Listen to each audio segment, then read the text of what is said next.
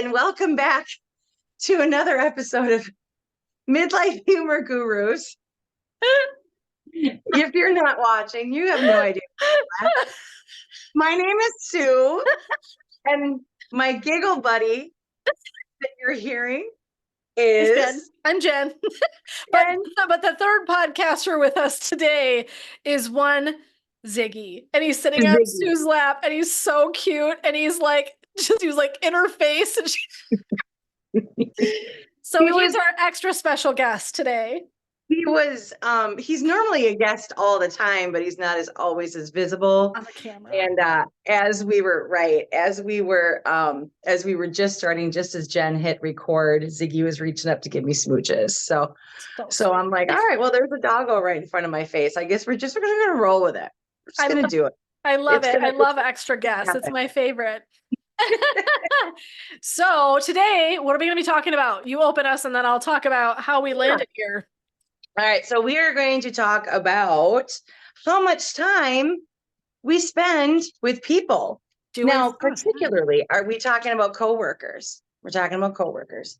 Uh-huh. So one of the reasons it's all about me. One of the reasons why I wanted to hit on this particularly is because the most recent change, and I know we've talked about this, is that I have a new job, new career, new workplace, new coworkers, new environment, and it's awesome. Yeah. So I love it.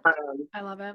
We were, Jen, because of you just had you did a live on this. I know I saw some of it. Yes. And you had talked about how much time we spend with coworkers. Yeah. And because of that, it is, and this doesn't seem like it should even be said, because of that, it's so important that you work in an environment where that's a good thing. Absolutely. Yeah, exactly. So the bottom line is what Sue said. And I will back us up just a couple steps and share some of the takeaways that I think are powerful for everybody, because I think it might be fun to talk about all of it. Mm-hmm. But our emphasis will probably squarely land in career space because of my passion is helping businesswomen, successful businesswomen, figure out what's next, right? In their midlife. So career is very commonly a part of this, but here's how this whole thing got rolling. So I don't even know how this happened, because I'm going to be honest. I listened to Mel Robbins' podcast, and Mel Robbins is amazing. Listen, this is not me dissing her. I don't know why I just never really listened to podcasts. And the other day, not by accident, of course, I start perusing, and she has this podcast, and this is what it says. It says, this one study will change how you think about your entire life. And she said, and this is really, and I'm just going to read it, and we'll link it. I'm actually going to, which is really weird to link a podcast and but I'm gonna, and because I want to give her credit. Okay. And I think it's brilliant. And I think everybody has to listen to it, actually. But she said, today's episode is a wake-up call. Before you waste another day of your life, you need to hear 6 shocking statistics from a 10-year-long study about what you're doing with your time. Because the hard reality is time is passing you by. Welcome to midlife, right? Okay. Yep. And if that bothers you, this episode will get you doing something about it. You're probably spending too much time on things that are not important to you and not enough time on what is. And it's time to change that. So she said, in this episode, you'll learn about surprising life changes that happen at 18, 21, 29, 40, and 70. 6 things you must pay attention to if you want to make the most of your life. The most important decision you'll ever make. It's not what you think. The 10-year research study that Mel couldn't stop thinking about. The truth about your relationship with your family. The advice you need to help you find the right person for you. A short quiz to help you see what matters most in your life. And the big takeaway that will change how you see your relationships. So this was recorded on February 4th. And I just wanted to leave that out there for you all, because I think it's so worth it. Listen, by far and away. So here's what struck me, and I will not go through all 6 blah, blah, because right, she's already done it. I'm not going to reinvent the wheel, but I want to lay down the quick and dirty, right? Like what ones did I hear that I went, ooh, okay. And I'm going to tell you, if you don't feel like you are sort of like gasping for breath and like, holy shit, by the time I'm done sharing this, I think you're dead inside.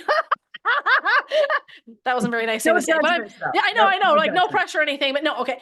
So here's and you'll get what I'm saying, and I'm laughing, but it's actually serious, and I think that every one of us will have this like, oh, hair raising experience of listening to it.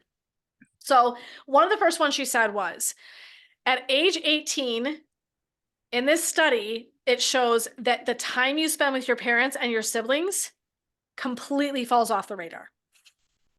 Huh. So let's listen to that one more time. At age 18, the amount of time you will spend with your siblings and parents dramatically falls off a cliff. That's crazy. Okay. The other one that struck me personally was at 52, you see much less of your kids. And Ooh. I'm a couple years away from that. There's other really potent ones about friendship. Friendship is actually, I want to say, the time you spend, I mean, again, by a huge shift after like, I want to say 21. Okay. I was like, what? Like, that's way earlier than I would have anticipated. Like, Yeah. so some of them were like trippy because I was like, whoa, that's like way sooner than I thought or way more than I thought. So here's what the lesson is. And this is what her takeaway. So I'll give you like the quick and dirty because you don't have time to go listen, right? Her takeaway was you're either going to need to create a pattern for staying in touch with people where you're just every year we go do girls weekend example. Okay. Right. Every 2 years we go on a family vacation with our extended family, whatever it is. Okay. Or you're going to have to be super intentional because otherwise you will not do it. Sure. Okay. So I want to talk about it. Here's the other one that's career related. And this was one of those Simpson moments, was that you spend 40% of your life with your colleagues at work. 40%. And here's what I'm going to tell you. I'm guessing it's actually more. Actually, if we really looked at it, because that's just with your colleagues, there's probably time you're doing other stuff that you're not with colleagues or your supervisor, your boss, or whatever. Okay. Or your employees, if you're listening and you're a business owner, whatever. I was like, holy shit, that's a lot of your life. That's a lot of your time. And we know this. And this was part of my whole like soapbox when I was doing my live was, listen, that is a gigantic portion of your life. And think about it, because even, and here's why it's so potent is you don't stay awake for 20 hours a day, 24 hours a day. Right. Right. So how many hours are actually spent in a workplace? Then you come home, you have a few hours, you might do dinner, hang out with your family, whatever your situation is, do your jam and go to bed. So a large majority of our lives is spent at work, period. Yes. Okay. And so, but it was like just a really good current statistic that I was like, holy shit. Okay. Well, it just confirms what I always thought, but it's like, it was just good to hear. Okay. So we're going to talk about why it's so important, particularly for work and career. And I'm going to get there. But I do want to talk about time passing with friends and family. So I have a trip coming up with my siblings in July. We were supposed to go on a family trip a couple years ago to Jamaica. I don't remember what happened. Something fell through.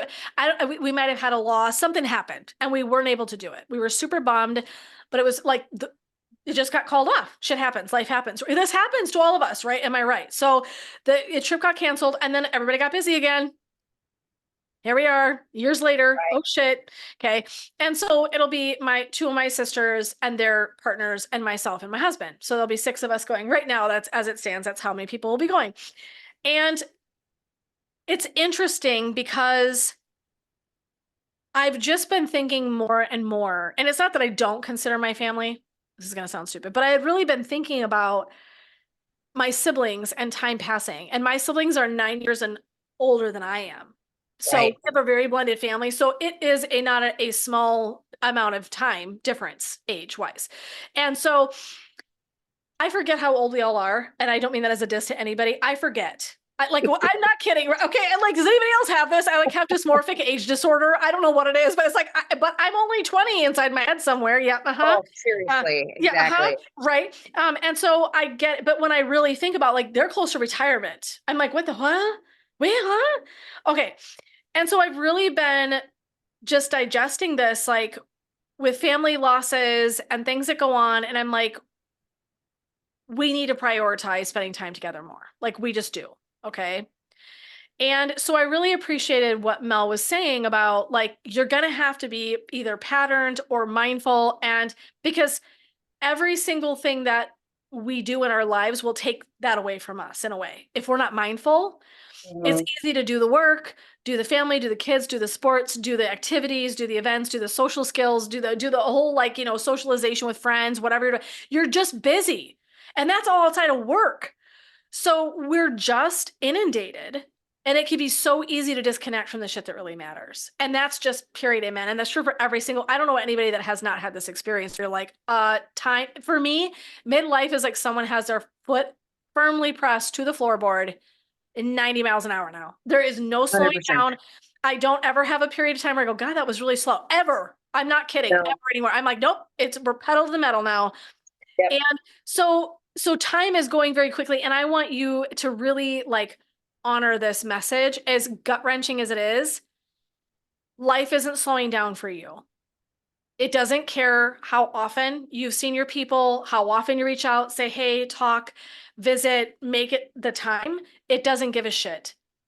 It is of its own accord. It's its own energy. We're along for the ride. You have to decide what's good for you.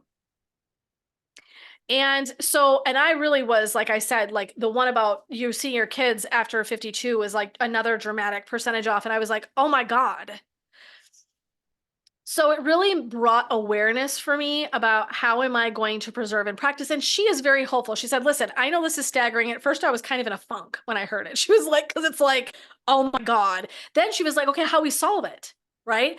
So in this podcast, my whole mission is revolutionizing midlife. How are we going to revolutionize this experience and this wisdom and this idea that we've got that time is really quick?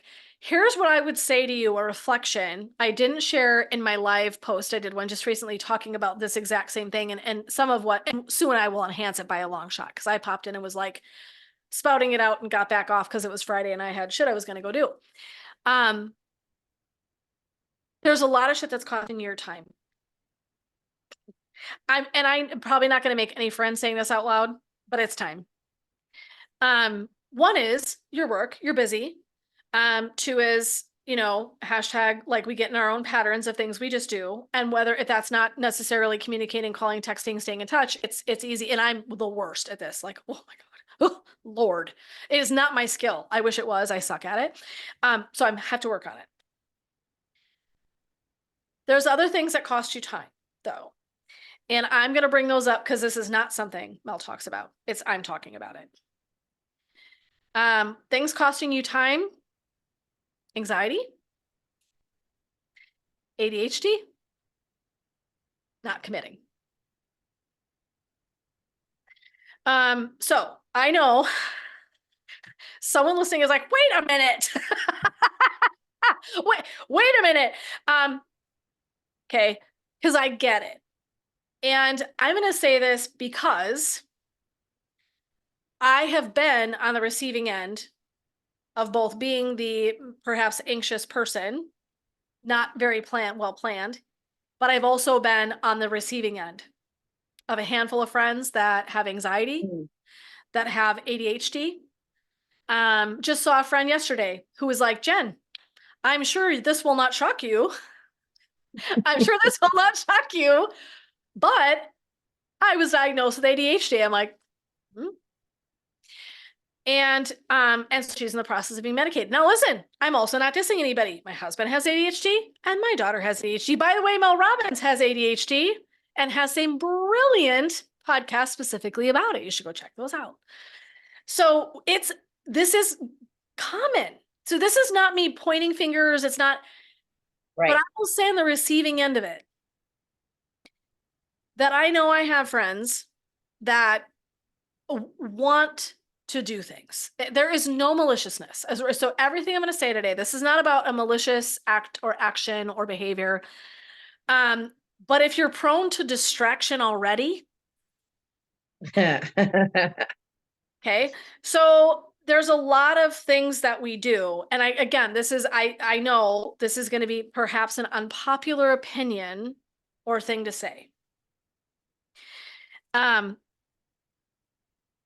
If you are not taking care of your mental health, whether it's ADHD, anxiety, depression, anything you've got going on, and we all have moments, okay? I'm not talking, but I'm talking you maybe legitimately really have like a diagnosis of some kind and it's not, like just a little something here and there, but you're like, no, this is really how I'm wired.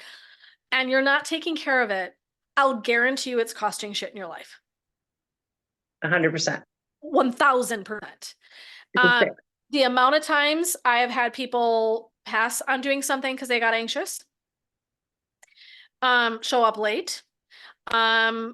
Perhaps we have to morph, I'll morph because listen, capacity and understanding, absolutely huge, and compassion, right? Which I have. I treated people for over 20 years with mental health. I know a thing about it. Okay.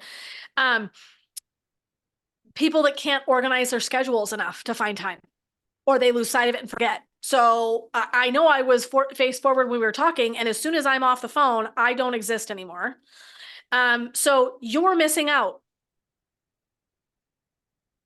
If you are not taking care of yourself, you are fucking missing out. You are missing out on time.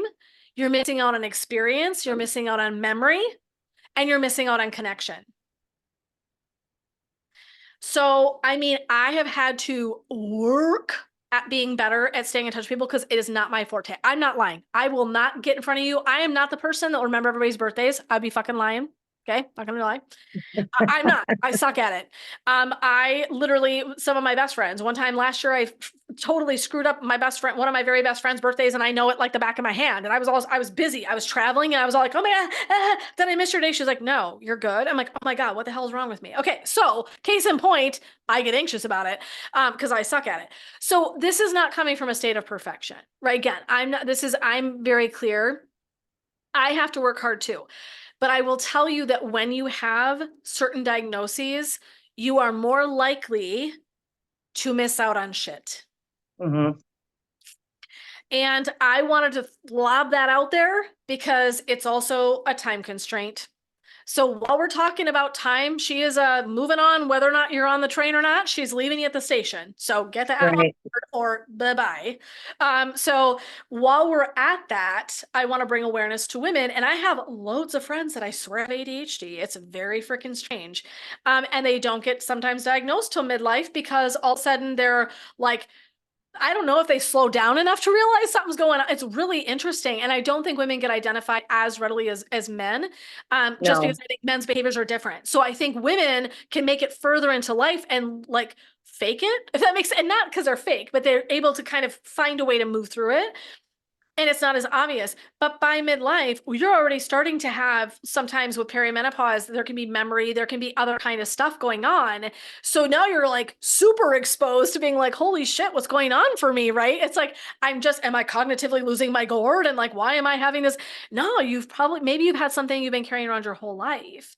And you don't, by the way, you don't develop ADHD. It's you either have it or you don't have it, and you have it your whole lifespan. Okay, so like I do want to be clear on, not that we're talking ADHD this whole time today, but I do want to say that's not something you develop. You have it or you don't. Okay. Right.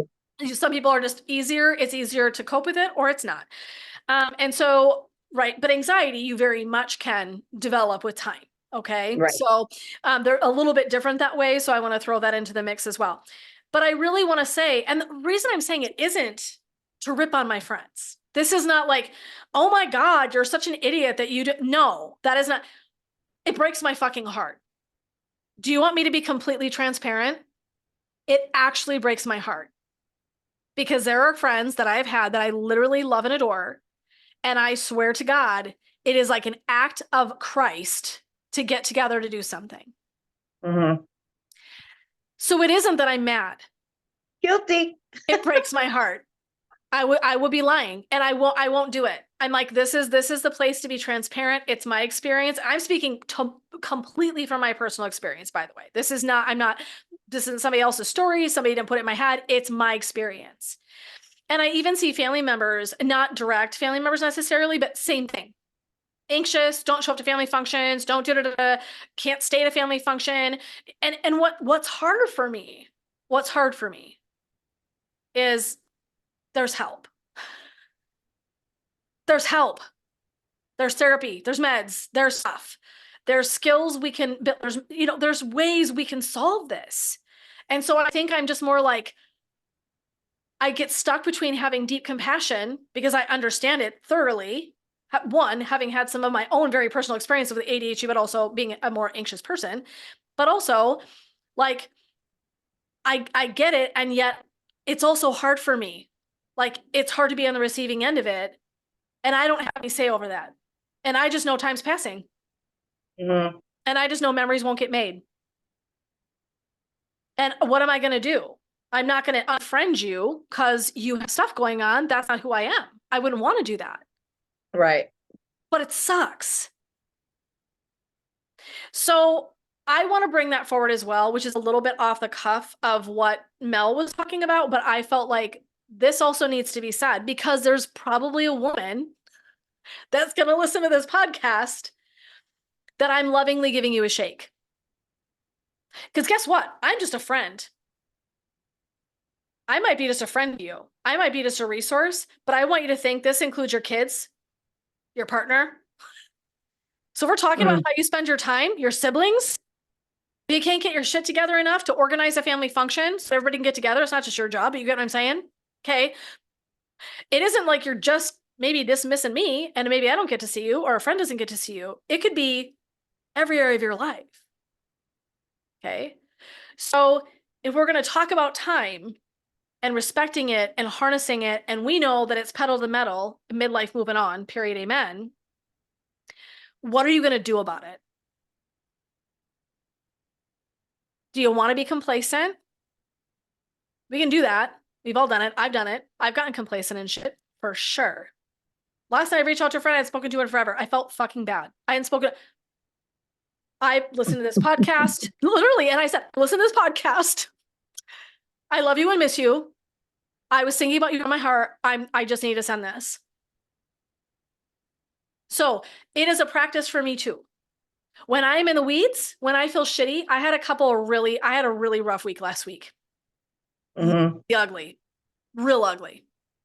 In the weeds, in the dark, not good. And I went away from even my closest friends. I just turtled in, right? I don't want to talk about this. I don't want to rain on anybody's parade. I don't want to be that person. Hey, it's another shitty day in my neighborhood. How are you? Like right? I didn't want to do it. I'm being real, right? This is complete transparency. So am I an epic, perfect friend or partner? Fuck no. F no. Do I have to do the same work in some capacity? Yep. I was real depressed last week. I was in a funky effing space. And it's so good for me because my close friends, when they hear it, they'll go, why didn't you talk to me? I'm like, because I don't want to be a drag. They're like, let me talk about the irony. I didn't want to talk because I was like, who wants to listen to this shit? Okay. If Sue reached out to me and said, I was going through a really bad thing, I've been like, why didn't you talk to me? Well, I don't want to lay stuff on you. She's not saying this. I'm making this up. I don't want to lay a bunch of, no. I want to hear from you. When you're in the weeds, when you're scared as hell, when you're lonely, when you're crying and you're grieving, I want to hear from you. There's never a minute in your whole life that I won't love you and I won't want to know where you are.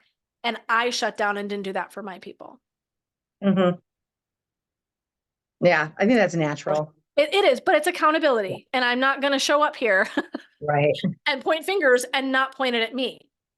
So this is work for everybody. Okay. So I want to be very clear, but I really felt compelled to point out if you have a really decent dose of anxiety, and lots of women do, or you have ADHD, there is really, and honestly, even depression. I don't have depression, clinical depression. Last week I was depressed. Those are different things.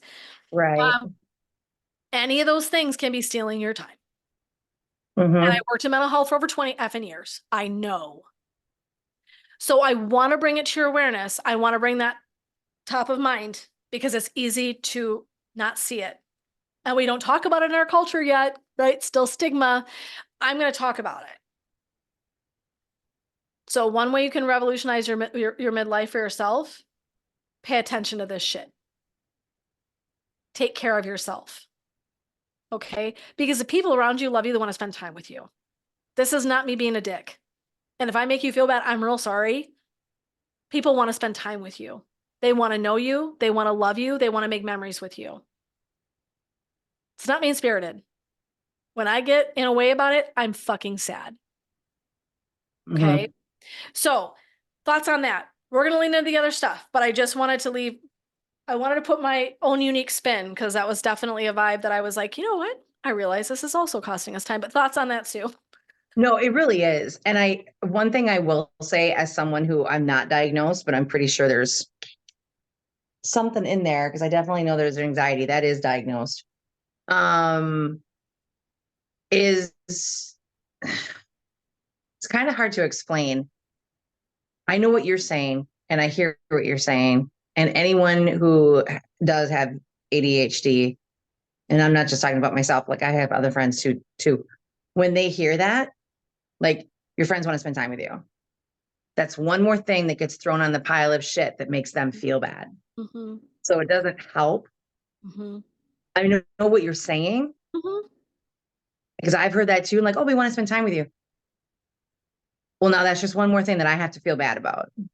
But are we not That's supposed to say something? part of So it. this is the dichotomy. Right. Exactly. That's where the disconnect comes And in. you're right. You're totally right. It's hard because it's like on the one hand, like I said, I've got compassion, and I'm not talking to you either. I'm just saying I have compassion, but what happens is the people that love you can end up in prison because they can't say it because it'll make you feel Right. bad.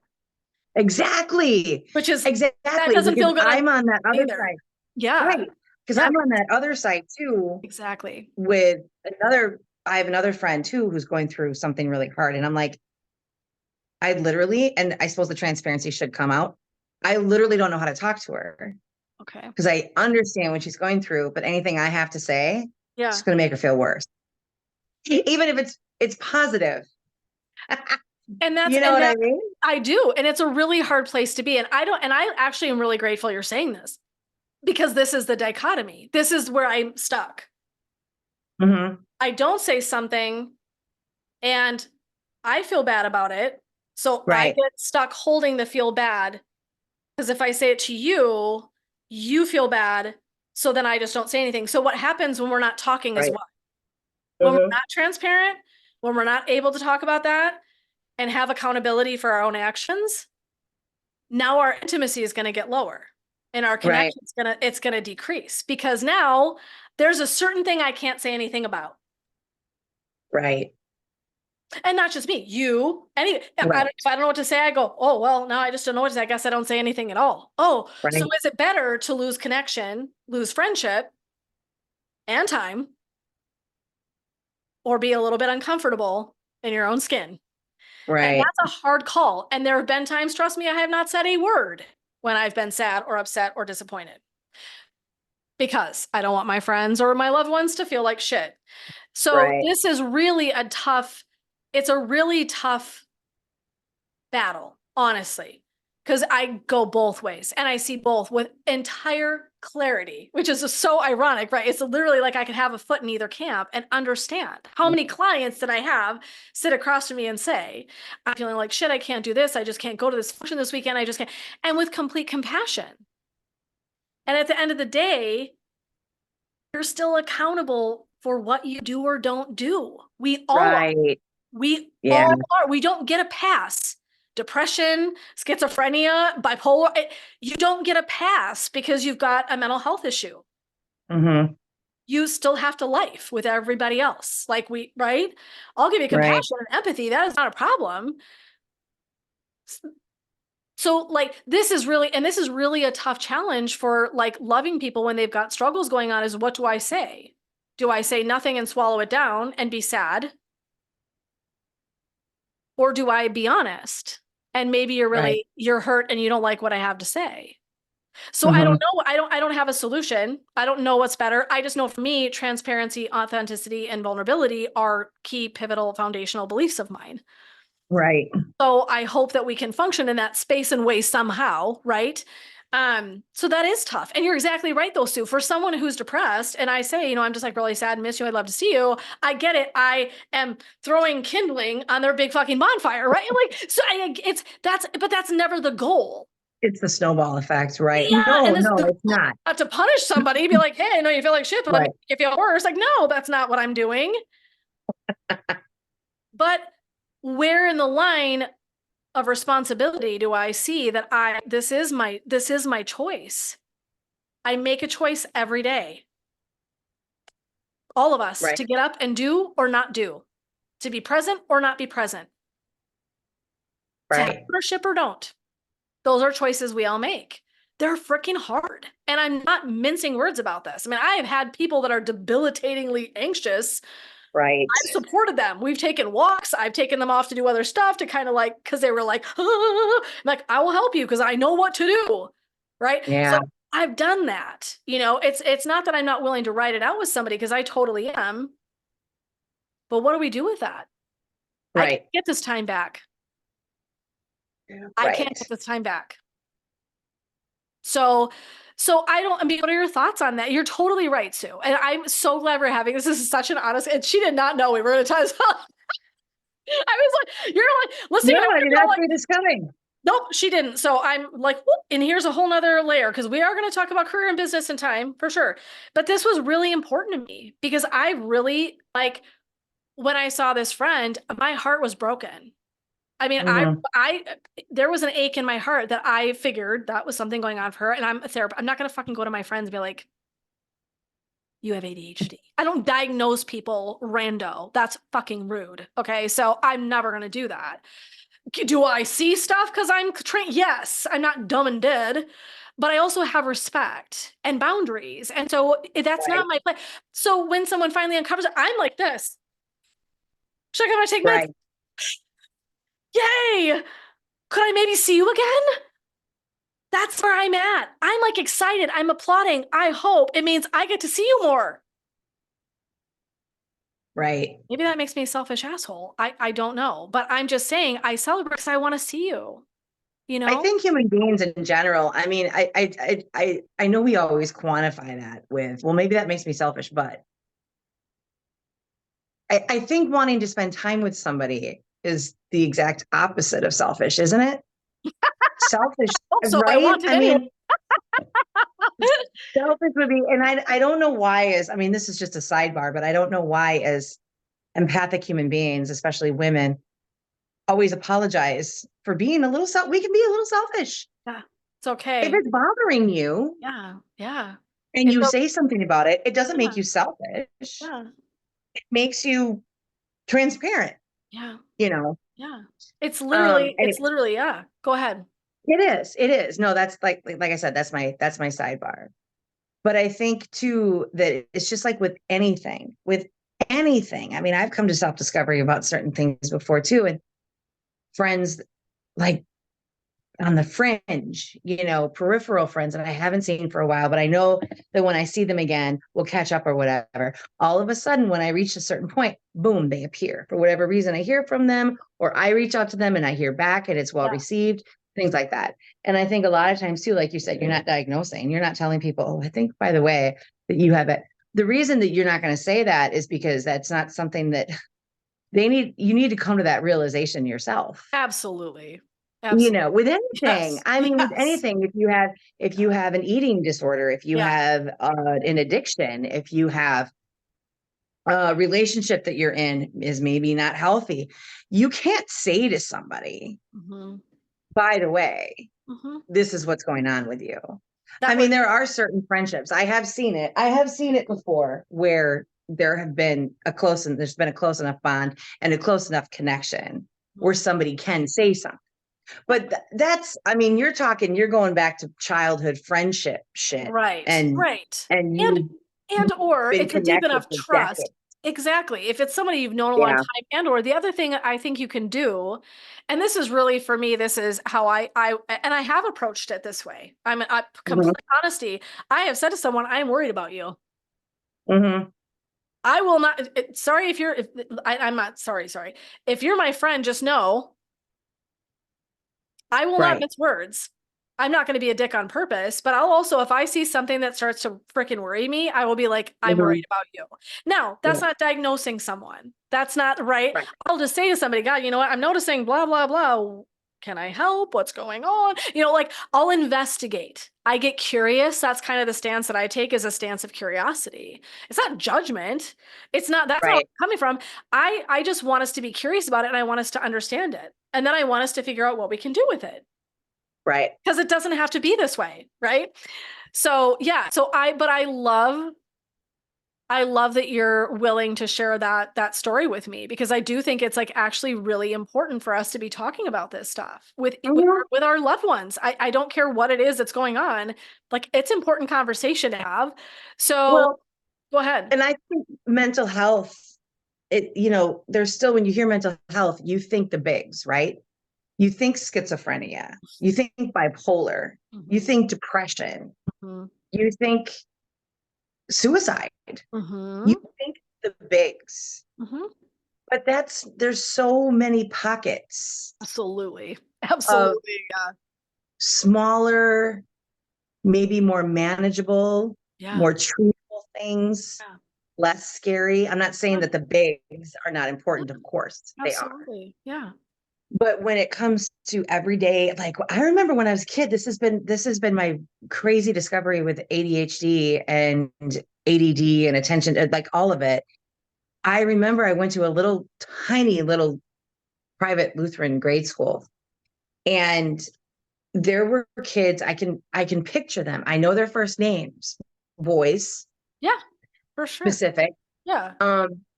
Two at least, who they were a new student, and then they were there for maybe a year, maybe, if not just a semester. And then they were gone because they had a hard time sitting still. Yeah. They interrupted.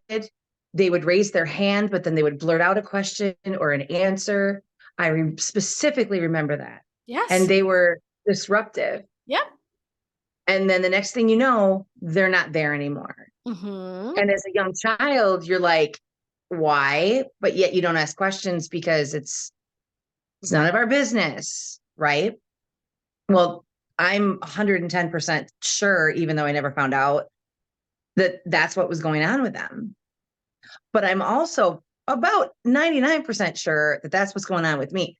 I talked during class. I didn't concentrate. I wasn't doing my homework when I was supposed to be. I wasn't, I mean, I was a daydreamer. I had a lot of, and I'm still that way. I still have a hard time because even as a 7, 8, 9-year-old, I was in my head. Yeah. Because that was just how I was. Yeah. And like you said, for whatever reason, I'm not sure, with boys, it's just, they're so much quicker. But at the same time, what my point is telling that is that people always say now, well, it didn't exist when I was a kid. Yeah, it did. We just didn't call it what it was. We didn't know what it was. We didn't know what it was. We didn't dig deep to find out what was going on, what was causing this melee, and what we could do to make it better. Right. And to work. We are rubber stamped as kids. Yep. Okay, now you're in kindergarten. You're going to learn this, this, and this. Now you're in first grade. You're going to learn this, this, and this. Exactly. No. Yeah. Everybody learns at a different pace. They do. They do. Everybody learns in a different way. They do. And why there isn't more grace, I'll never understand. We're getting better. Slowly. And like all things, slowly. But then there's still the stigma. I know. I mean, when I was a kid, remember, and this is, I mean, zero disrespect to this, but this was the reality when we were kids. Yeah. The short bus meant something. Oh, literally. I mean, yes. I mean, not even, and you're exactly right. That was what the special needs kids took to go to school. Yes. And it was them and it was us. And there was no parallel. Exactly. Zero. Exactly. Even as kids. Now, it's not the same as like when our parents were kids. There was this school, and then there was this like a whole different place up on a hill that nobody ventured to go to. But it's still the same idea. It is. You still have to, there's still this stigma. And even now, you're taking the ones that are this way and you're separating them from everybody else. Yep. And you're putting them over here. We're having it, and this is actually the timing. Our town, the one that you went to college in, Jen. Yes. We are having an extreme medical crisis right now. Oh. Because the major hospital in Eau Claire that's been here since 1880 Yeah. is closing. Sacred Heart. Oh. And the major hospital, the HSHS system in Eau Claire is closing. And the Prevea system in Eau Claire is closing. And it includes the one facility in the area, which is in Chippewa, which is about 30 miles from where I live. Yeah. That actually has inpatient treatment for alcohol and drug addiction. Oh my God. Done. It's they're gone. And the kicker with it is that everybody, when they heard this, one of the first things, well, first of all, the employees didn't even know about it. They found out about it on the news. Oh God. Oh. It's like 1,100 or 1,200 employees. Oh my God.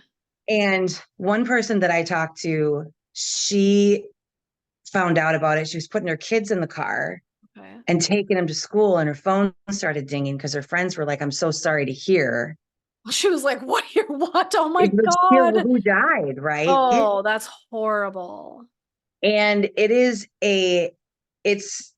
genuinely, it's a crisis. We're not a big town, but we're big enough. We have we have 4 hospitals. We have between here and Chippewa, which is again our adjoining city. Yeah. We have 4 hospitals, but the population between those 2 towns is in the over 100,000. I mean, we need these facilities. Absolutely. And you have the elderly, and you have children with mental health issues that parents want to help their children who are going through that right now so that they can right the ship. Of course. And there's little to nothing available.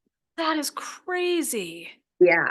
And so there's just this, and and where I live in a bubble because I love my little town. And so I don't really I'll be honest, I don't totally pay attention to what goes on elsewhere in the country. Sure. But we're not the only ones. I mean, the thing is, like I said, like HSHS, Health Sisters, Health Services, or Hospital Services, or whatever. This particular hospital has been in business. It was started by nuns back in 1880. It's 160-year-old franchise that nobody ever thought for one second would just all of a sudden the hospital is going to be empty. The employees are out of a job. It's over. That's wild. It's a hospital. That's healthcare. Healthcare it can't get phased out. No, everybody needs it. Exactly. I'm like, no, everybody needs it. No. Yeah. So out of 4 hospitals in the area, half of them are getting shut down, and out of 2, well, there's several little like health networks, but the big is pulling out and leaving. They're still in business elsewhere in the state, but not in Eau Claire. I mean, it's over. That's crazy. So it's scary because now so now we had the problem before where mental health was stigmatizzed. Absolutely. Now the problem with it is that more and more people are embracing the idea of, oh, maybe I'm experiencing this because I have this and the diagnosis, but now there's no support for it. There's no backup for it. I talked to someone who was in one of our programs at the college, and going through her program to become certified or get her degree for drug and alcohol, other addiction. Yeah. That program. Yep. But unfortunately, with everything going on now, there was past experience for this person, and the background check didn't come through. So that program, you can continue the program, you can't get a job. Yeah. which I is just mean, so backward. It's so goofy. the reason that people go into that field is because they have experience with it. They had a good experience coming through it. Mm-hmm. And now they can't even dole out their firsthand wisdom Right. to other people going through it, because this component of it is saying, nope, you can't work in this field, even though you have the utmost intense hands-on experience with it Right. as a person who went through addiction. Right. Exactly. So it's getting our resources, even though the stigma is getting lifted, the resources are getting chipped away at being able to actually take care of it Yeah. once you pinpoint a Yeah. cause. Yeah.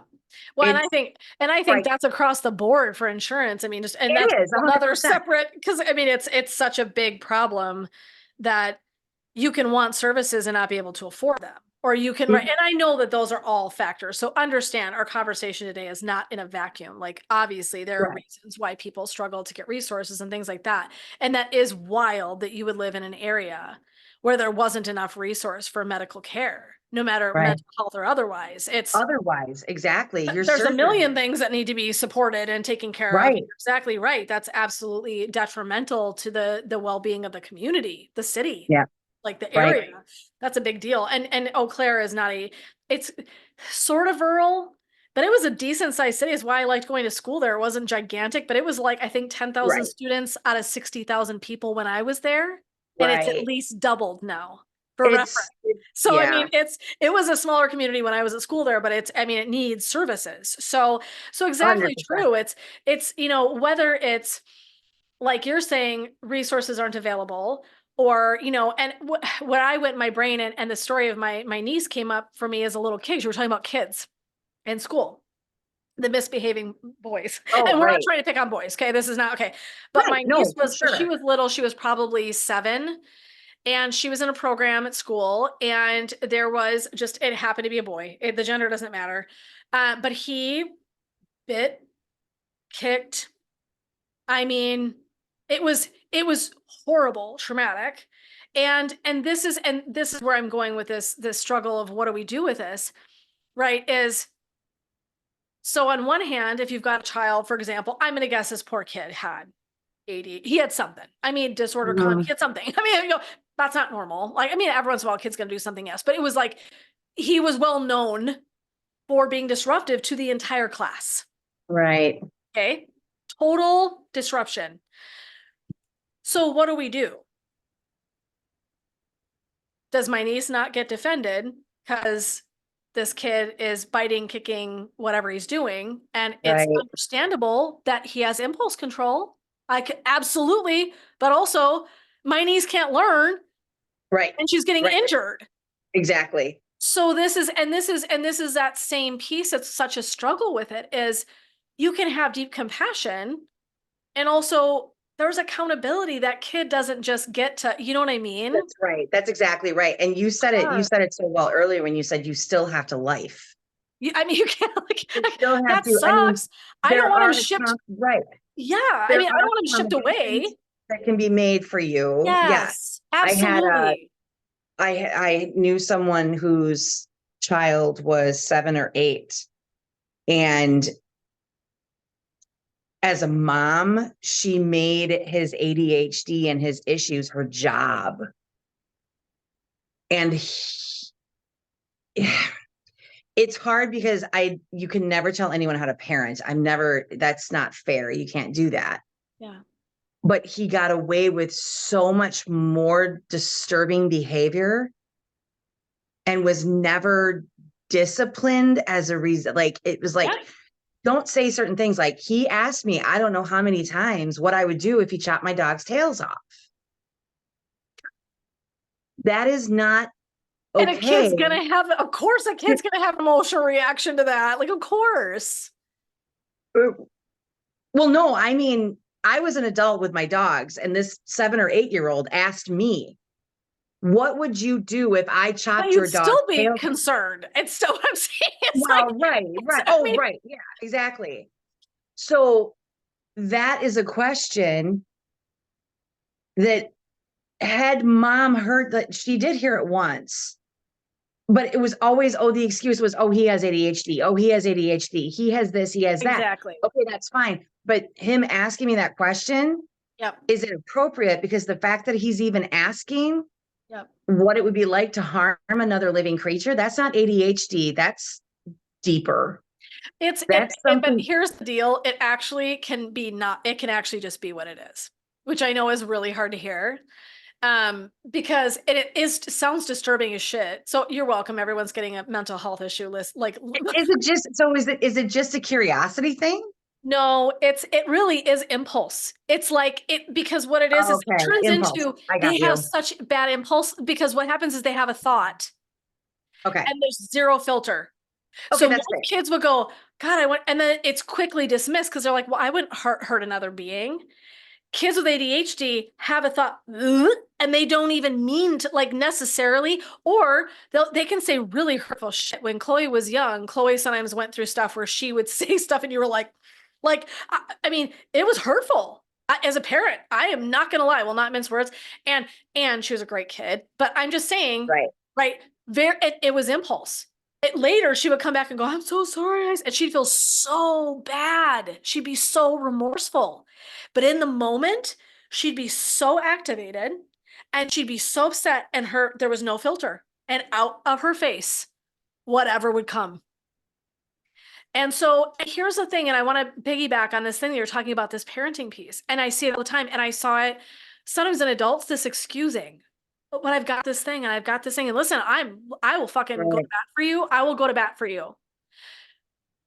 And I'm still gonna say to you, you still have to do life. Right. Okay. So, but I do want to say that even when Chloe was a kid, this is so important to me that I was thinking about this. I'm like, somebody probably say I'm a terrible parent, but that's fine. You do you, boo. But what I'm going to say is I know Chloe's shortcomings. You I do know never, or don't know? absolutely, You knew. 100% I can look at my kid and say, I know Oh, where your I see what strengths you're saying. are and I know exactly where challenges are going to be. Okay. And I raised her in a home where we were very honest about that. Now, when I say Mhm. that, what I don't mean is she came home and I'd be like, well, these are your challenges and where you suck. I would never do that. But in relationship to another person or situation, did I see her for what she was? Yes. I was never like, oh, Chloe's amazing and perfect because she's my kid and she came from my vagina. No, I'm sorry. I love my kid. I'll throw myself in front of a fucking bus for her 20 times over, hands down. And do I see her capacity to have struggles? Yes, because she's human. It Right. was very hard to raise a kid that Right. way when all of her peers, right? The parents were like, oh, Jimmy or so and so would never do blah, blah, blah. Fuck, they wouldn't. I watched them. So there is also a Right. piece of this about parenting. It's important for us to hold space for our children's struggles. I'm not saying Right. they don't get leeway. That's not what I'm saying. And Chloe got leeway. But I didn't just look at Chloe and go, well, you weren't a jerk. If you were kind of a jerk to a friend, I would say to you, you were kind of a turd. Yeah. This is not going to work for you. Why? Because I want her to be a fucking fully functioning adult. Right. What is my Exactly. job? If I had her, that my whole job was to prepare her to be a fully functioning adult. Right. And if I give her a pass in all of her bad behavior, which she was not a bad kid, I make her sound like she wasn't. But if I just give her a pass and I tell everybody else, you have to give her a pass too. Right. What's she learning about accountability? Right. Have to find a partner who'll be like, well, yeah, your ADHD doesn't matter because you got ADHD. So you're just going to, no, that's not right. Can they have compassion? Yes. Can they have patience? I hope so. Yes. And also, are they going to hope that she's going to do the work to take care of herself to function with her? Yes. And that's Mhm. fair. So parents, we have that responsibility too to set that tone for our kids. Right. So if we don't, they don't know what accountability looks like. How will they grow? And it's not about being mean-spirited. It's teaching. That's what parents are. We're teachers. So, Right. so again, a parent going, well, oh, Can you make space and say, "Oh my God, I'm sorry." I mean, yeah, if the teacher's probably sweating balls and trying to figure out what they're doing, probably pulling their hair out and want to help this kid, and the other kids are in this horrible position. But all I'm saying is that it looks like a conversation. And still accountability. I'm really sorry that Sammy girl is having so much trouble and she is destructive. So we're going to come together. What can we do together to fix this? How can we solve? How can we make it safe for everybody? How can we give Sammy what she needs and give her that space to figure it out? But also, other people don't have to be injured, distracted, can't learn. How can we do this? And we're getting better again, right? I'm not saying this, but again, even that's a collaborative spirit between a parent and a school. And that collaborative spirit doesn't go away when we get older. We still have to collaborate and figure it out, right? Yeah. But I do really think it's important to contemplate. And I think that kid experience for like my niece, I remember going through it, I was just livid because she was like freaked out to go to school and have this kid happen to her. Right. And I knew even then, this was like early in my, studies in my career, I knew something had to be going on for this poor kid. Right. But my niece doesn't have to be injured either. Does that make sense? But really, is that different when we get to be adults? We get to go, oh, I'm really sorry I have this thing, but well, oh well. Right. So what are my options as your partner, as your friend, as your loved one, as your colleague? Yeah. Okay. So and so can get to work on time. So and so can get the tasks done. Yeah, that sucks. That's part of what you're supposed to be doing here. That's the agreement, or that's the arrangement, or that's the contract, or that's. So what I'm just saying is, and I know that's like, apples to oranges, but not kinda. And I just want to pull that same thread forward. It's like, we don't just get to sign off and be like, oh, well, I mean, you can, but will it make it harder? Yes. Yeah. And is one of the things you're losing a really solid amount of time, energy, right? Which are two of our precious resources in midlife that I'm talking about all the time. And that's really what we're circling back to. But even those kids were losing time learning. And again, it's not pointing a finger mean. That's not what I'm trying to, oh my God, that kid was bad. No, that kid had issues. Oh my God, that kid was struggling. Did that kid feel good about themselves? Fuck no. No. That's why we treat stuff, because that poor kid also sees that they're not doing what the other kids can do. It's why we put Chloe on meds. It was one of the hardest decisions I've ever made in my whole life. It was horrible because I knew the side effects. I knew that. And also, I didn't want her to develop a bad self-esteem because she was looking over here at her other friends who could sit and do their shit, didn't lose their homework all the time. I don't want her to have bad self-esteem because she doesn't understand. So we treat things because we want for people to have that experience. Everybody deserves peace.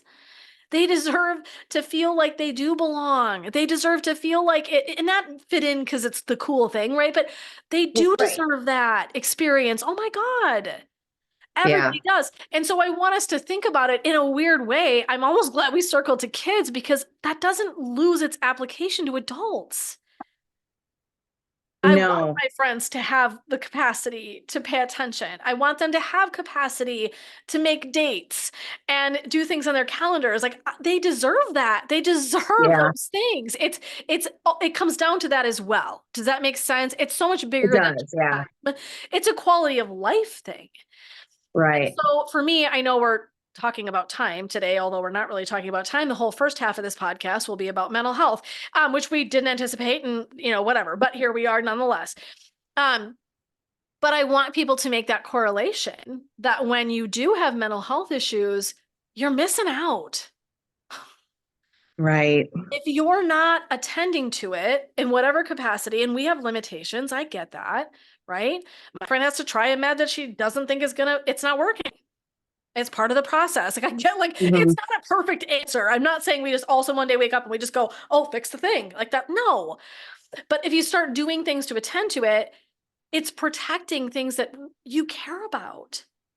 That's why we're doing it. It's not because you're broken. It's not because something's wrong with you. That's not, it's attending to it so that you can have a quality of life.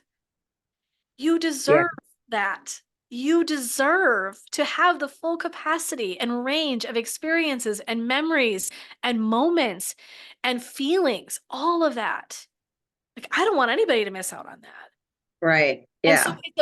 it's bigger than even time. It's like, you know what I mean? So like, I know this is a deep, we are totally in the weeds on this, but I know this is a deep conversation. I know, like, she's laughing. I'm like, we're in the weeds. But I wouldn't trade this conversation, because even though, like I said, I know I'm going to share something that's going to sound unpopular. And I know it's going to sound like, but wait, you were a therapist. Yes. And what I saw was the people that worked their asses off had a better range of life. I'm sorry. Right. Period. Sure. Sure. Even if it was just coming to therapy, they were accountable to their stuff. They were doing their work. They created a better experience. I had men come in who had no idea that ADHD. I'll never forget one client had no idea. He and his wife could not get along to save their lives. I literally thought they were going to get divorced. 1000%. And I finally said to him, I started asking him questions, and I go, I think you have ADHD. He's like, what? And his wife, what?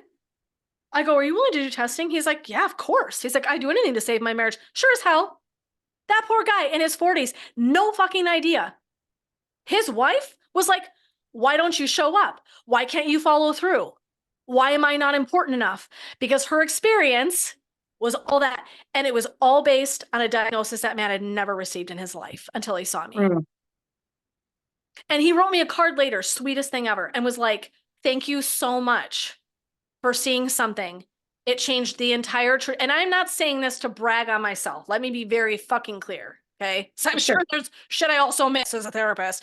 What I am saying is that saved his marriage, because his wife didn't understand. She was like, why are you doing this shit? It looks so intentional. Yeah. And all of a sudden he was like, oh my God, there's a reason I've been doing this. It was such a relief to understand for the first time, like, oh my God, this is where I've been my whole fucking life. Yep. And now we can do something about it.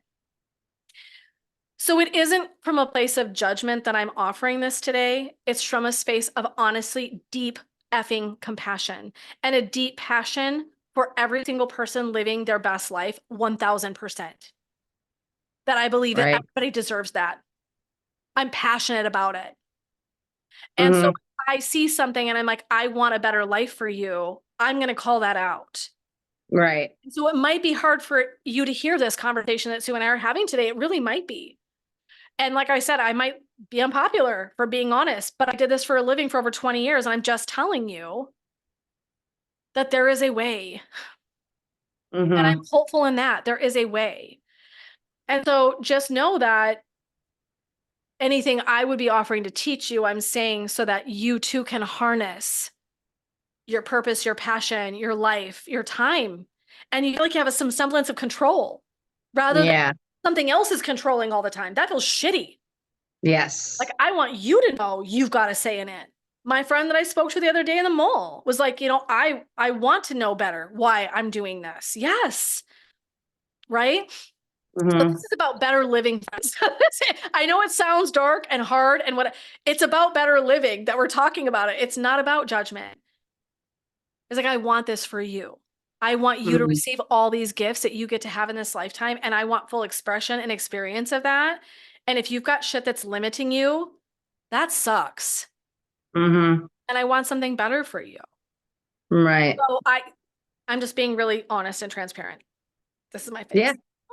So no, that's why we're here. But so other thoughts on this before we segue into careers and how we work with our colleagues.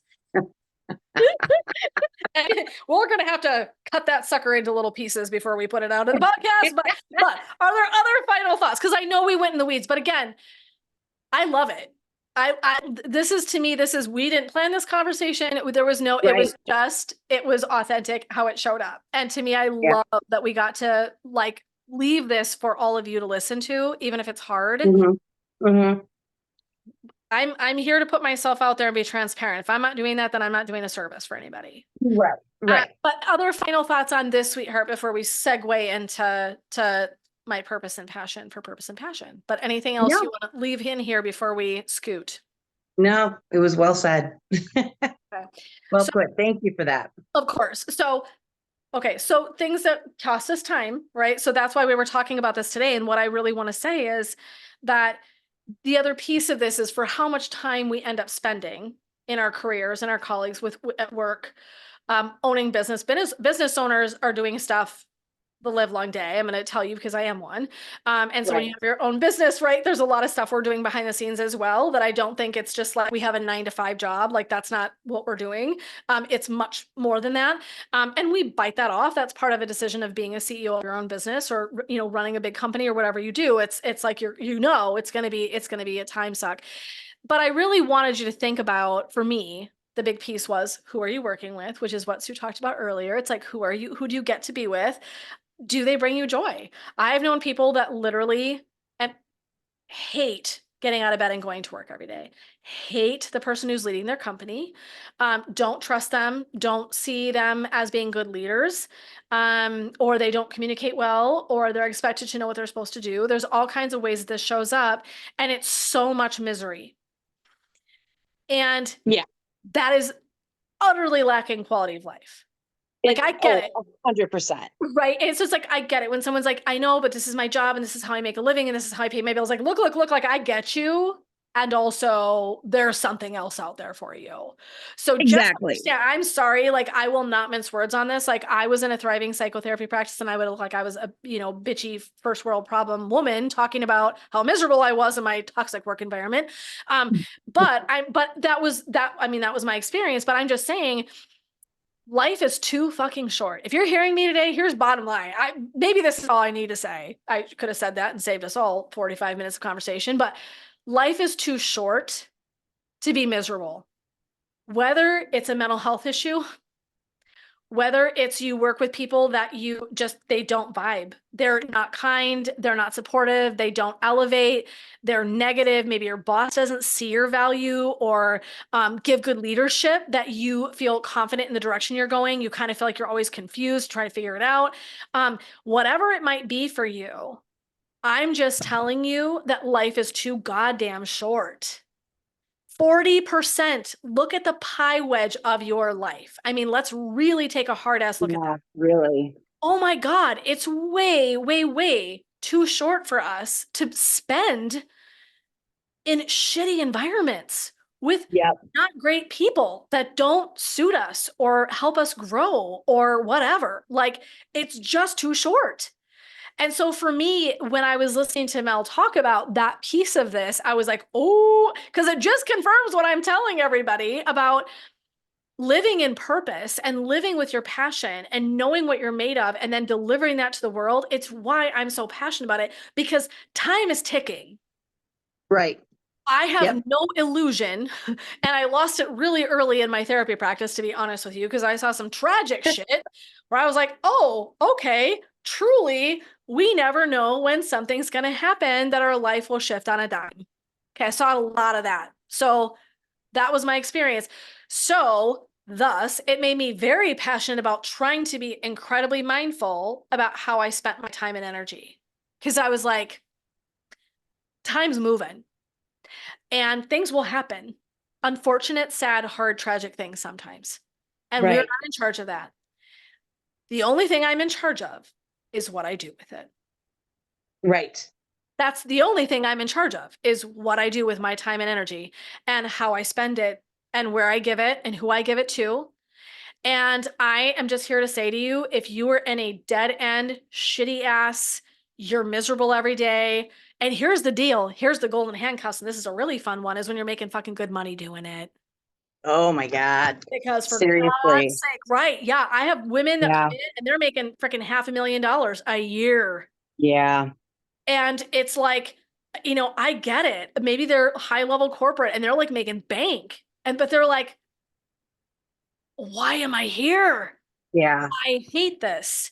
I I hate it don't want to be, here. I'm unfulfilled. I am dreading getting up every day. Yeah.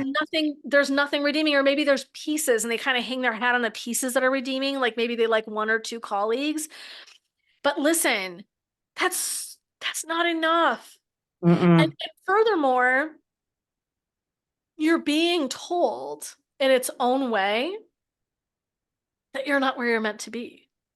Yeah. Oh, You're not live in 100%. misery. You're like not meant to have a shitty, awful job you hate going to every day. Right. That's not you living your purpose. Oh my God. Yep. Like that is not the requirement, friends. Like I don't believe that. I mean, I guess I should say it's a spiritual belief of mine. No, you are meant to have joy. You are meant to have peace. Will it always look like a straight line of joy and peace? No, because we're human. But you have to spend almost half of your life in a state of misery. F Yeah. no. I'm sorry. I'm like, Go ahead. With people that you don't even care about, because maybe because they don't care about you, Yeah. or because the job has got you so immersed in just your own survival mode. Yep. So you don't have enough energy to even do anything with these people Exactly. or have compassion for them, even because everybody has their own shit. Yeah. And it's that energy. I mean, I know when I've been in bad jobs before, just the amount of time that it takes me and the amount of energy it takes me to just muster up the strength and the courage Mm-hmm. to brush my teeth in the morning Mm-hmm. Exactly. and go out the door. And Exactly. then, so it's the job is fine, but the environment is so toxic And that's just it. There's that it's nothing worth just, that. Nothing. I mean, I stayed so long in my practice and I should have left. And I will say this, I don't regret it because I know I must have stayed for a lesson I needed or to support a client to the point that I left. If that makes I right. know It does. spiritually, I know I needed to be there. Right. But I stayed way too long for the Yeah. environment, for what I was experiencing and who I was with and how that went down. I should never have been there that long. Mm-hmm. Now, again, I understand spiritually. I had a lesson. It's good. I've made peace with that. But when I see other people do it, it's why I'm so passionate about it. I'm like, Right. what? I hated Yeah. work. I dreaded Mondays. I prayed for Fridays. And then I was just trying to skip through the middle. That's not living, friends. That's not No. living. And exactly what Sue said is true. And understand this. When you're miserable and you go home, guess what goes home with you? Right. Exactly. Do you think you're the Yep. same kind of partner or parent or Mm-hmm. caregiver? Whatever, trust me when I say that same French. shit comes right along home with you into the door. And it's Yep. not that you come home and you're abusive and you're awful to your people. But I said to Zach, I'm like, what was I like? He's like, you just didn't have oomph. You just couldn't be as present. From the mouth of Yeah. a partner who literally watched me go through this entire journey. Right. And I'm sure there was more he probably was too gracious to freaking say. Let's be honest. So, was I as patient? Was I as kind? Was I as compassionate? Was I as present? Fuck no. I Right. wasn't. So, I'm telling you, the cost is so much bigger to your time Mm-hmm. than you think. Because if we just even think the hours you're at work, that's too small. No. No. Exactly. There's so much more time Yeah. that you're going through, that you're having this same energy that you have to bring home with you. Right. But And you mentioned something earlier too, and I just to because again, I'm always two sides, same coin. yeah. Years ago, a friend of mine um, was asked to do a commencement speech at a college graduation, and he practiced it on a couple of us, and it was all about the whole life is too short. But he went into all the details about how it is that life is too long to put up with this shit. We are here, Yeah. if we're lucky, Yeah. for a very long time. So the last thing we should do is live a life that is creating our own misery. And it was just so well done and so well said, and it just really kind of flipped a switch on how I saw things too. It's just like, well, life is too short to be miserable. No, life is too long to be miserable If we're lucky. if we're lucky. Yeah. And Absolutely. no matter how long or how old we get to live, it's still too long to live that way if you're unhappy. Oh, for Even sure. if you are taken too soon, For and sure. you've lived a miserable life, you've lived it for too long. Yeah. It's almost like reverse engineering. Does that make sense? I love his Yeah. notion is like look to the end and as you look back, and I think this is Right. really a powerful way to think about this at the end of my life. And I know sounds morbid, but let's be real, friends. We're midlife here. None of us are getting We've out of here alive. nope. And we've got about half left if we're really blessed. Okay. And if I Yeah. start at the end and I look backwards and I go, okay, how did I spend it? Yep. How did I protect and make sure that I got to have as much peace, as much joy, as much love, as much experience as I could possibly freaking garner? And it's too long to be miserable. And it Mm-hmm. for real is. Your life is just too short or too long, however you want to look at it, to be Yep. miserable in any capacity. Honest. Exactly. Work, personal life, marriage. I could say I literally would have the same exact conversation about anything that's making you miserable. I'm not going to lie. Yeah. Doesn't mean I wouldn't have a different set of tools and things I'd encourage you to do if it was a marriage versus, right? But let's be real, in midlife, people are re-examining. That's what's potent at Yes. this time. We're going, is this Exactly. what's next? Is there more? Is this satisfying? And really what someone means is it fulfilling? Yeah. Because if the answer is no, then something's wrong.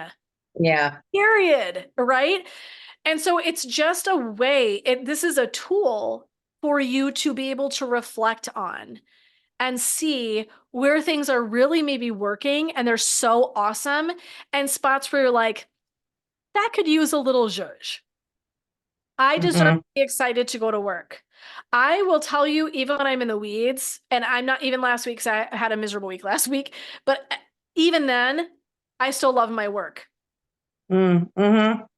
I was having Yep. a really icky imposter syndrome, shitty ass, negative, in the weeds, in memories, in turmoil, in trauma. Yep. And it was shit. And I still love my freaking work. Yeah. And the one space I showed up last week, honestly, was my work. Mm-hmm. It carried me. Yeah. So if you don't think it can't do the same thing as a person, it can. Right. Yeah. Yep. And that's powerful to think about too. And look at the quality of Sue's life being in this new job that she freaking loves, and that people are so supportive and so kind and so encouraging. It's a Mm-hmm. totally different ball of wax for her. It's so different, as a matter of fact, and I'm used to such a certain way that I'm actually suspicious of this. I do. I've had to work myself through Yeah. um Yeah. we all know, and I'm not proud of this and I'm working on it, but I'm not a punctual person. I'm poor time management, ADHD. Um, but that being said, like I said, I'm working on it, and I work now to like give myself more time to get ready. And but it's nice to know that the place that I'm going to is a place that I want to get up and give myself time to do all the things. I want to do my hair, I want to do my makeup if I want to. I don't Yeah. have to. I Yeah. actually had a dream a while back. I had a dream that one of like the people, like I don't even know who it was. It wasn't anybody I'd ever met. It wasn't somebody that I know, but they were saying, "Okay, now you've been here long enough. It's time to start wearing makeup. You have to start wearing makeup to work. Otherwise, you're not going to." Yeah, that was like that was my dream. I know, exactly. That was just a dream. It was just a dream. It didn't really happen. Yep. But back in the day when I first started working, if you wore skirts, you couldn't have bare legs. I had to wear nylons or pants, or even if you were wearing open top shoes and you were wearing pants, Yeah. you had to have nylons. You could Complete- not have any bare skin below the waist. Like it was just that was y'all, that was not that long ago. That was the That 90s. is Okay. stupid. I'm sorry. Isn't that messed Yeah, up? that's so messed Seriously. up. Oh my God. Yeah, Whatever. is ridiculous. But Agreed. anyways, when certain things come up, when like I said, I I get on the road and driving there and I'm like, oh my God, it's gonna take me a while to walk to the office, and I'm gonna have to park over here and then I have to walk over there. And then I get all worked up Mhm. about being like a minute late. And it's like I walk in and no, no, first of all, I'm usually there later anyway, so it's not that big of a deal. But Mhm. second of all, I remember I walked in on my first day. I'm like, my first day, and I'm late. It was like 2 minutes after. And she looks at the clock and she goes, "You're not even late. You're fine." And then I'm learning as I go that everybody has their something. There's one person who's not much of a morning person, so her schedule is a little bit later. And another person who always has something going on in the morning. And it's always, that's the running joke. It's, oh, I wonder, what is it going to be today? Nobody cares. But that's cool because the culture has made Exactly. room. The culture has made room Yes. for people's quirks and their stuff. Yes. And they find another way that you bring deep value, which is That's so exactly it. beautiful to me. My boss has a sign hanging in her office that says, "Your worth is not measured by your progress." And I'm like, wait, what is it measured by then? Can you give me is there a Test litmus test? your Like your what's human happening, right? beauty. You're worthy because you are. I asked for I asked for a recommendation to do, I want to do a leadership training. And so I filled out the application for it and I told my boss about it, sent her the form. She filled it out. I have access to it because she had to send it back to me so I could download it or upload it into my application. I don't know if anybody's ever said something so nice about me. I don't even know if my own mother has said anything so nice about me. I mean, she just, and it's not disingenuine. Nope, I know. I know it's not. I know. It's not just a way for her because I'm going to be taken away from the department one day a week for a month To do and that. then for a whole day for a retreat later on in the year. So this is something that's actually going to inconvenience her and her department. It's not inconveniencing her, but it's so she's not throwing it out there because she doesn't mean it. Everyone is genuine. And that's like you said, it's like there's this acceptance of quirks, and it's like I found my people. It's the most, it's frightening in all honesty, because it's like, when is this going to end? It's Mm-hmm. like, when is this spell going to get broken? And then I'm going to go back into my rags and my mice and my pumpkin. Like, when is this all just going to fall apart, you know? And I mean, essentially it could. I mean, our leadership, the very top leadership, our president, chancellor, is a Cuban refugee. From the time she was very young when she got here. And Mm-hmm. as soon as she took over, like, people have told me what the difference is. Not that the leaders we've had prior to that were bad, but she is just really like, community college helped her family when she got to the States. And she wants to give back to that. And so she has it right. It's the work life balance. Like, you have to be present. You Absolutely. have to be there and you have to put in the work. But Absolutely. then when you're done, you can leave, go home, and you don't have to think about it. Like, Yeah. today, this is a weekday. I took the day off, and I even told my boss last week, it took me forever to ask. It was like noon. And I'm like, I've been sitting on this all. She said, "Will you stop feeling bad? You have the time, take it, enjoy. You're fine." Like, there's nothing. And even when I was struggling, because I'm having so much stuff thrown at me. And when you're older and you're learning new things, it's not as easy as when you were More younger. challenging. It wasn't even easy for me when I was younger. I had to really work, to maintain things with school and stuff like that, new jobs. But I finally reached a point, I think it was after maybe a month or a month and a half, where I was like, I can't do this. Like, my imposter syndrome set in hard. And Mm-hmm. I'm like, they made a mistake. I don't know why they even hired me. What were they even thinking? And then one of my coworkers, she's reserved, but once she opens up, man, there's no stopping her. Love And it. she finally cracked a joke to me. She finally said, "Oh, yep, we're going to put you on the phones. We're going to put you on the phones today. We're going to get you." And I started bawling. Oh no. Bawl. Something prior to that had happened, and the floodgates kind of started to open up. And my valve to close off my tears disappeared a long time ago. Oh no. So I was still reeling from that last moment and trying to keep my shit together.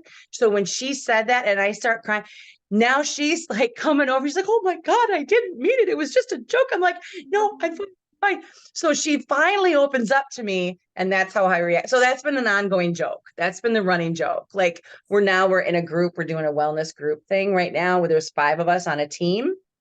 And it was cute because my points last week were kind of low. and then she sent a meme that was like, it was from Schitt's Creek. You've got to get your shit together, whatever. She's like, I'm only kidding with this. It was just too funny to not post or whatever. So that's kind of the running joke. I love it. And it's just this, like I said, it's this support and the work-life balance is acknowledged very strongly. Like Absolutely. I said, so much so that I'm suspicious. It's like, yeah, because you've been am I going to conditioned. talk to you about this? Yeah. Well, you've been conditioned, you've had bad experiences, and you also have anxiety. Exactly. So you are waiting for the other shoe to drop because of Always. experience and because of anxiety. Always. It's like, oh shit. Like, but I love that they feel like it. Here's something that's so important that you said that, I mean, it wasn't even on my list to even talk about, but the importance of powerful leadership is Yeah. that everything comes from up here, whatever's up at the top, whatever Mhm. level of value, integrity, compassion, empathy, all of that is going to trickle down. Yep. Either it's there or lack thereof, right? Hopefully you have some. The other way, it goes the other way too. Exactly. And so, but to me, what I think is so profound is working in a space where they do support people and they do want to elevate you in your job. Mhm. They want to support and hold space. And they are okay with people coming in with their quirks. And they're like, Right. and here's what I want. It's just work. Just listen to that one more time. I want you to hear me say this. Yes. Just work. And listen, work is important and work is purpose. It's part of it's sometimes some of us, it's the way we deliver and serve our purpose. And I believe that too. But it's also still just work. And we have other things. And to me, working in environments where they know that and they honor it and they see it, that to me, it's like how many women, if we polled, how many women do you think, and I'm not even kidding actually for a statistic here, do you think would say they can't juggle all the things of life? How many women's do I say I can't juggle? If we polled women right now, if we polled midlife women, what percentage of women do you think would say, I struggle to keep all of the balls juggling in the air? I'm going to say 100%. Okay. I don't feel I can do all the things well. I said last week, I said, I feel like I get one lid on a pot that's boiling and then another one goes over. Then I get another hand on this one and then that one goes over. Yep. This is what being a woman is like in general. Right. And in midlife, I just think it's like we extra see it maybe, but I mean, I think it's always there. So what I'm saying is we're already trying to juggle so many things and it's so much effort. It really is so much freaking effort to be a present partner, to be a parent, maybe it's, you got a parent you're caring for, whatever it might be. Okay. It's a lot to do work and all this stuff. And a long time ago, at least moms stayed home kind of a lot of the time. Right. I'm not saying that that's right for everybody. I'm just saying, right. Then they had sort of a focused task. Right. Now we do all the things, but there hasn't really been any exception for all the shit that has to be done. So now we're just like, we just added more work in, but we're still doing all the other same shit, right? Exactly. There's this experience of juggling. Oh my God, taking care of my house and running errands and paying the bills and blah, blah, blah, and taking care of the pets and doing, I mean, we're doing everything. Holy shit. Yeah. But I want us to really like look at what environments does the leadership hold space for that? Do they see you're a whole person? You got appointments, you got stuff to do, you got maybe a kid to raise, maybe whatever. It doesn't, they see it and they honor. And like, to me, that's beautiful leadership. And it's actually what we need more of in our world is leadership that's like that. It's like, I see that you're working your tail off and you might be a little bit late. You might have a lot of family stuff going on here, but do you get the job done? Do you come in here? Do you love hard? Do you give it your best? Yeah, then amen. Good enough, right? So even not looking for, like, I love Marie Forleo as this businesswoman, and one of her things is called B School, but her philosophy is, listen, it doesn't all have to be a work. Right. In our society as women, how many of us are striving to get an A on our paper of life? And Yeah. we're not doing it to be dicks or because we're better than the next one or anything else. It's just like, I gotta do all the shit and I better do it well. And I better be the mom that makes fucking fantastic homemade vegan cupcakes to bring to my kid's classroom because so and so's allergic to God knows what. I better be able to do that. Exactly. So I'm juggling that. And then I gotta go be a fucking CEO of my company. Gotta do good with that. And I gotta be a good partner because my partner needs me. So I gotta do, oh my God. Yeah. Where does the madness freaking end? And we And don't look at it. It's crazy. yeah. So I think, what I love about this conversation, even though we were in the Heloweeds today, it doesn't matter because I love it because it's so pointed that at the end of the day, what I want for you all to take away is life is too short or long, depending on your take, Yep. to do things and live in states of misery. Time is moving too quickly Mm-hmm. for us to take a long time to get to a result. We're not 20. I'm not Right. yanking and I'm not being a dick on purpose. Time doesn't care about how long it takes you. Mm-hmm. Okay.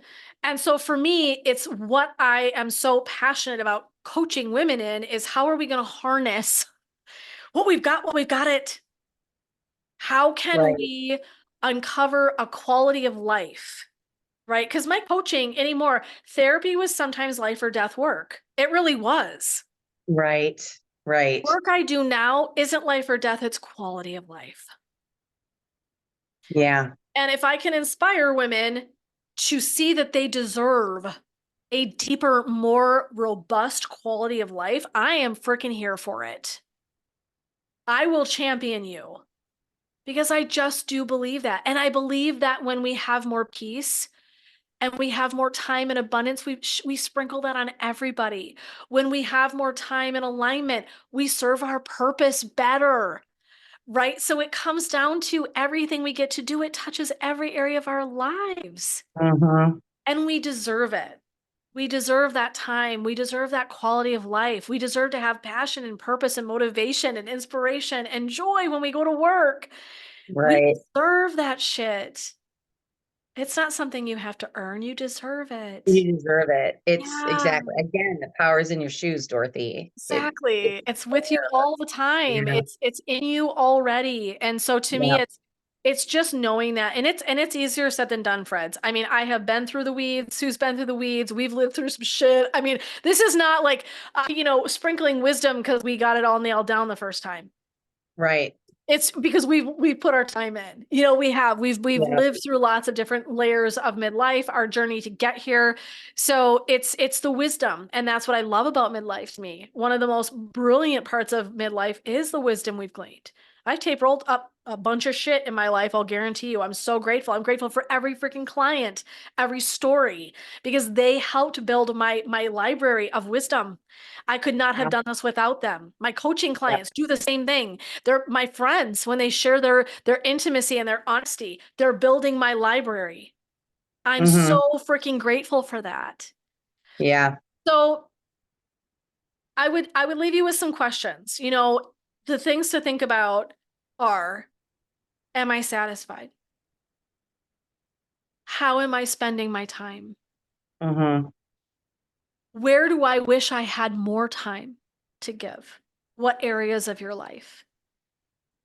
How satisfied are you at work? Right? You get to decide what you need for yourself.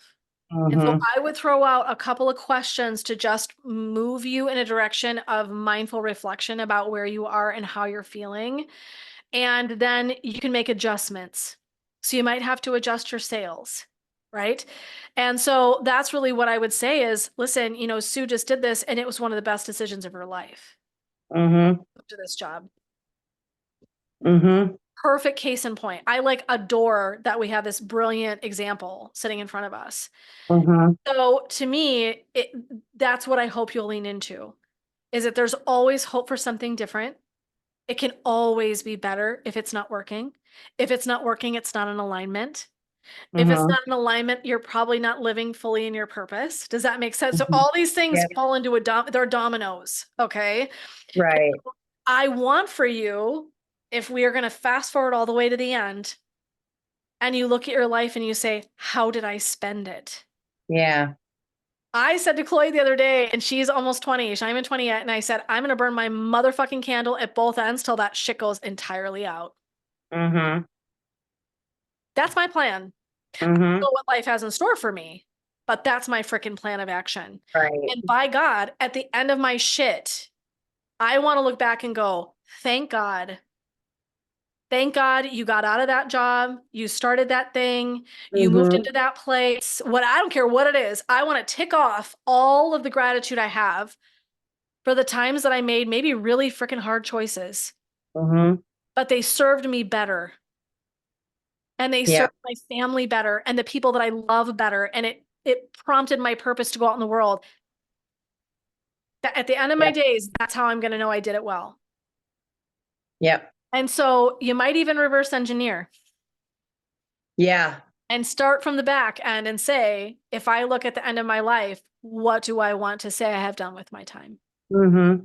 And then by all means, go listen to Mel Robbins' freaking podcast because she blows it out of the water as she always does. It's brilliant.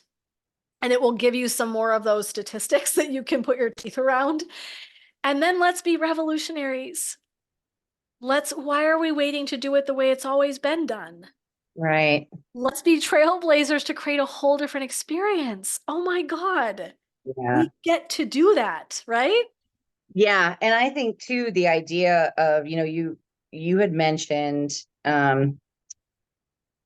being in a workplace, like looking specifically at the workplace, because that was always a really major component of my life. So that's why I focus on that a lot, because especially now that I've completely flipped and I have a better environment. Um, Money is great. It really is. And it's obviously important. It's a survival tool. We need it. We genuinely need it. I know, we do. But my question has always been to people who are in those miserable jobs. And the fortunate thing is I've always made shit for money. So it's never been a problem for me. I've No golden handcuffs for you, huh? not so much. I'm making more now than I ever have, but it's taken me a long time to get to this. But my point is, that's great.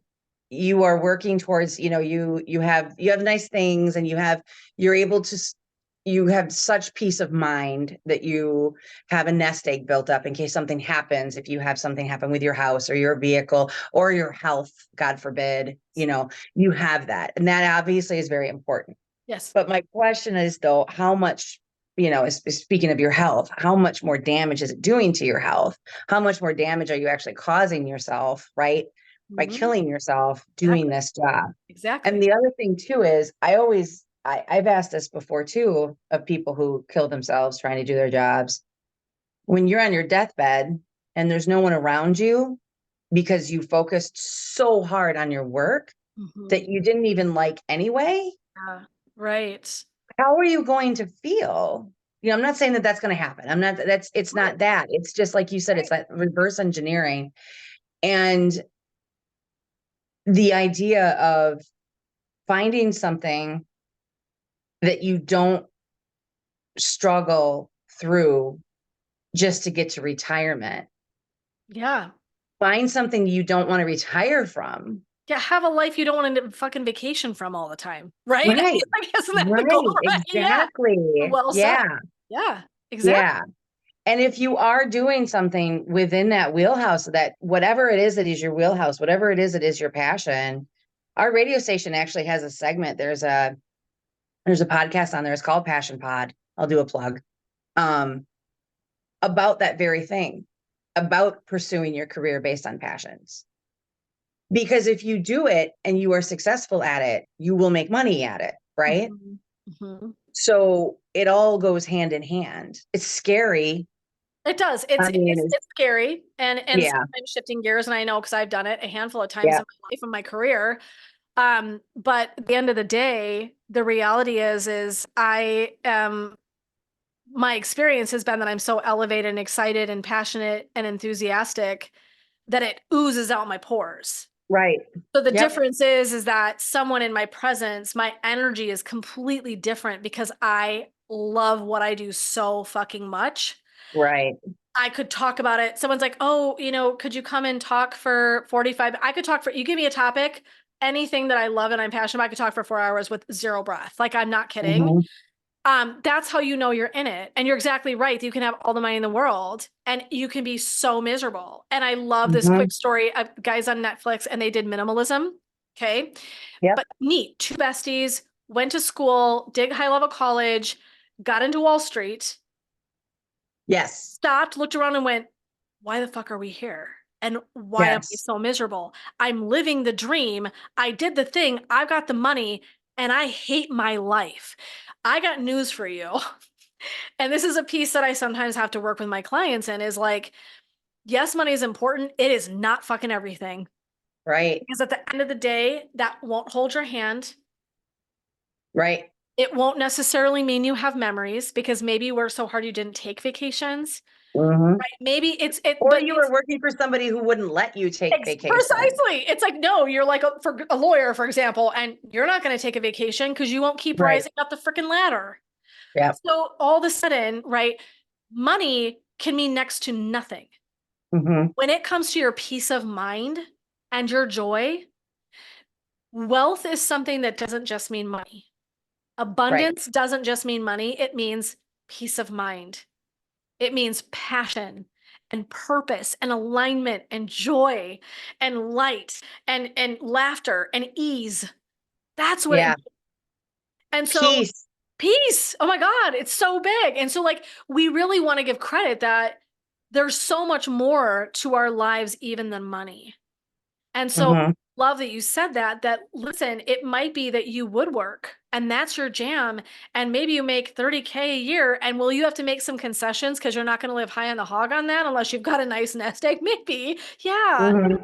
But listen, when you think about other countries, third world countries, and Mm-hmm. my father-in-law traveled quite a bit, did mission trips in Guatemala. They're the happiest having people in the world. They don't have running water.